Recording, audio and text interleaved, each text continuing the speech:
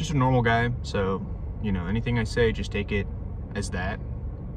It's not your job to try to connect with your parents if they're distant. At least I don't think so. I mean, I could be wrong, but if you have distant parents and they don't really like talk to you very often, you can try to like force that connection if you want, but I feel like it's just kind of fruitless. I mean, it's pretty clear when someone doesn't want to talk to you and they're only really doing it because they feel like they should. And that's tough.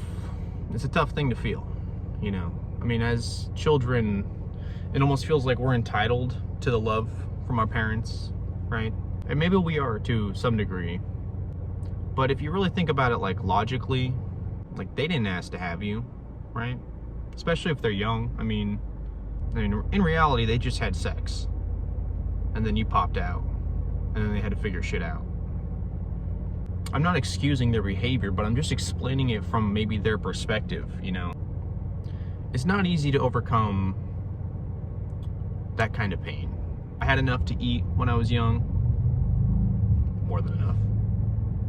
I had clothes on my back, I had things to be grateful for. A lot of kids didn't have that kind of stuff. A lot of kids grew up in actual broken households or orphanages. There are kids who have it worse. But even though I know all this stuff, just like looking at like the lack to connection I have with my parents is nonstop painful when I feel it. I see other people and how close they are with their mothers, and I just don't have that. And if you don't have that either, it's okay. It's really no one's fault. It's just how life works sometimes. It's the cards that you're dealt. And if you're feeling that kind of pain, if you maybe don't have a connection with your family and you've been trying, you just gotta let it go, If they wanted to talk to you, they would talk to you. And if they don't want to talk to you and you're forcing it, I mean, what is that really doing for you? Honestly. It's just furthering your suffering.